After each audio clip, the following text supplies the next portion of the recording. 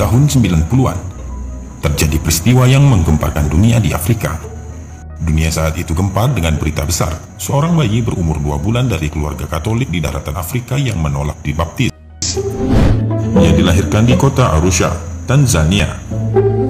Ibunya bernama Shia Kimaro, sedangkan ayahnya bernama Francis Fudin Kia.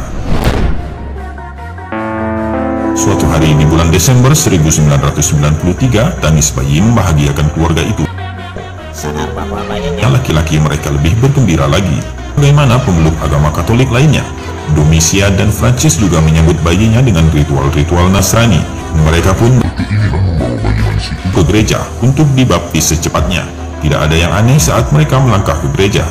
Namun ketika mereka hampir memasuki altar gereja, mereka dikejutkan dengan suara yang aneh. Ternyata suara itu adalah suara bayi mereka. Mama, asini baptis. Nani kau Allah wa jumbe wakil Muhammad. Ibu tolong jangan baptis saya adalah orang yang beriman kepada Allah dan Rasulnya Muhammad. Mendengar itu Domisia dan Francis gemetar. Keringat dingin bercucuran. Setelah beradu pandang dan sedikit berbincang, mereka memutuskan untuk membawa kembali bayinya pulang. Tidak jadi untuk membaptisnya. Ayah dan ibunya, Domisia dan Francis, bingung. Kemudian didatangkan seorang pendeta untuk berbicara kepada bayinya itu. Sang pendeta bertanya, Are you Yesus? apakah kamu Yesus? Tidak, aku bukan Yesus.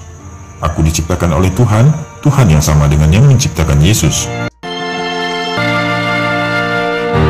Awal Maret 1994, ketika usianya melewati 2 bulan, bayi itu selalu menangis ketika hendak disusui ibunya. Domisia merasa bingung dan khawatir bayinya kurang gizi jika tidak mau minum ASI, tetapi diagnosa dokter menyatakan ia sehat. Usianya yang baru 4 bulan memulai mengeluarkan lafal-lafal aneh. Beberapa tetangga serta keluarga Domisia dan Francis terheran-heran melihat bayi itu berbicara. Orang-orang yang takjub menimbulkan kegaduhan sementara, namun kemudian mereka diam dalam keheningan. Sayangnya waktu itu mereka tidak mengetahui bahwa yang dibaca Quran surah Al-Baqarah ayat 54.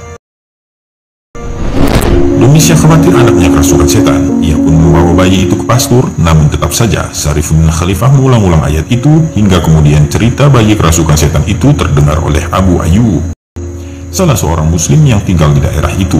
Ketika Abu Ayyub datang, Syarifuddin Khalifah juga membaca ayat itu. Tak kuasa melihat tanda kebesaran Allah, Abu Ayyub sujud syukur di dekat bayi itu. Francis dan Domisia, sesungguhnya anak kalian tidak kerasukan setan. Apa yang dibacanya adalah ayat-ayat Al-Quran. Intinya ia mengajak kalian bertaubat kepada Allah, kata Abu Ayyub. Beberapa waktu setelah itu, Abu Ayyub datang lagi dengan membawa mushaf. Ia memperlihatkan kepada Francis dan Domisia ayat-ayat yang dibaca oleh ayahnya. Mereka berdua butuh waktu dalam pergulatan batin untuk beriman. Keduanya pun akhirnya mendapatkan hidayah Allah Subhanahu wa Ta'ala. Mereka masuk Islam. Sesudah masuk Islam itulah mereka memberi nama untuk anaknya sebagai Syarifuddin Khalifah. Keajaiban berikutnya muncul pada usia 1,5 tahun. Ketika itu Syarifuddin Khalifah mampu melakukan sholat serta menghafal Al-Quran dan Bible. Lalu pada usia 4-5 tahun ia menguasai 5 bahasa.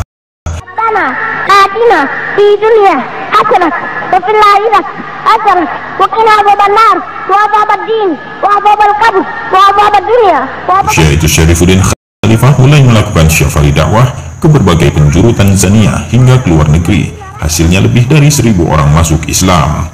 Kisah nyata Syarifuddin mengislamkan ribuan orang ini terjadi di distrik Pumwani, Kenya, tahun 1998.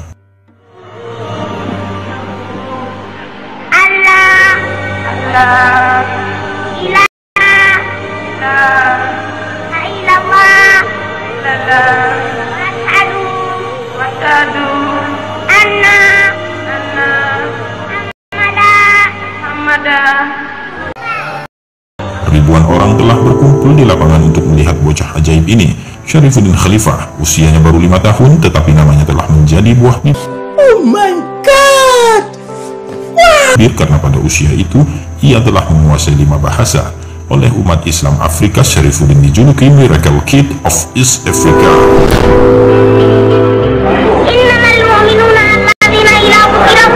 Perjalanannya ke Kenya Saat itu merupakan bagian dari yang rangkaian syafari dakwah ke luar negeri. Sebelum itu, ia telah berdakwah hampir di seluruh kota di negaranya Tanzania.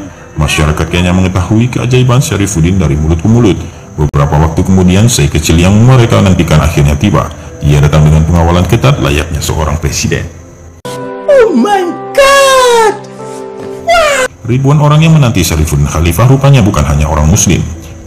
Tak sedikit orang-orang Kristen yang ikut hadir karena rasa penasaran mereka. Mungkin juga karena mereka mendengar bahwa bocah ajaib itu dilahirkan dari keluarga Katolik, tetapi hafal Al-Quran pada usia 1,5 tahun. Mereka ingin melihat Syarifuddin Khalifah secara langsung. Wajar jika anak kecil itu memiliki wajah yang manis, tetapi bukan hanya manis. Ada kewibawaan dan Ketenangan yang membuat orang-orang Kenya takjub dengannya, mengalahkan kedewasaan orang-orang dewasa. Bahasa Arabnya yang sangat fasih diakui oleh para ulama yang hadir pada kesempatan itu. Hadirin benar-benar takjub, bukan hanya kagum dengan kemampuan berceramah, tetapi juga dengan isi ceramahnya yang membuka mata hati orang-orang Kristen yang hadir pada saat itu. Ada berkas cahaya hidayah yang masuk dan menjelusup ke jantung nurani mereka. Selain pandai menggunakan ayat-ayat Al-Quran, sesekali Syarifuddin juga mengutip kitab suci agama lain, membuat pendengarnya terbawa untuk memeriksa kembali kebenaran teks ajaran dan keyakinannya selama ini. Begitu ceramah usai, orang-orang Kristen mengajak dialog bocah ajaib itu. Syarifuddin melayani mereka dengan baik. Mereka bertanya tentang Islam, Kristen, dan kitab-kitab terdahulu. Sang Syekh kecil mampu memberikan jawaban yang memuaskan. Dan itulah momen-momen hidayah. Ratusan pemuda Kristiani yang telah berkumpul di sekitar Syarifuddin mengucapkan syahadat. Jika dijumlah melalui dakwah Syarifuddin Khalifah, ribuan orang telah masuk Islam. Ajaibnya itu terjadi ketika usia Syekh kecil itu masih 5 tahun.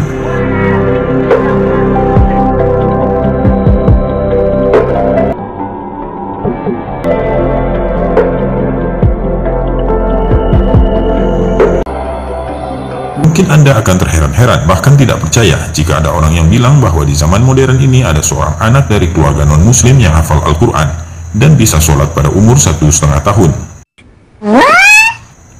Menguasai 5 bahasa asing pada usia 5 tahun dan telah mengislamkan lebih dari 1.000 orang pada usia yang sama. Tapi begitulah kenyataannya, dan karena ia disebut sebagai bocah ajaib, sebuah tanda kebesaran Allah Subhanahu wa Ta'ala. Sekarang bayi itu sudah remaja. Para ulama dan habaib sangat mendukung dakwah Syekh Syarifuddin Khalifah. Bahkan ulama besar seperti Al-Habib Ali Al-Jufri pun rela meluangkan waktunya untuk bertemu anak ajaib yang kini telah remaja dan berjuang dalam Islam. Allahu Akbar.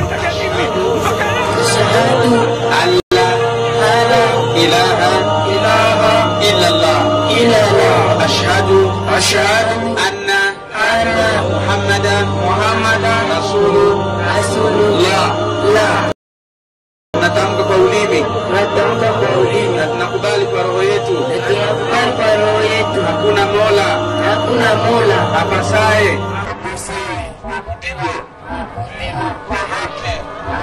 ila Mungu ni mmoja tu, na Mtume Muhammad ni mtume wa Mungu, na Yesu si Mungu wala si mwana wa Mungu.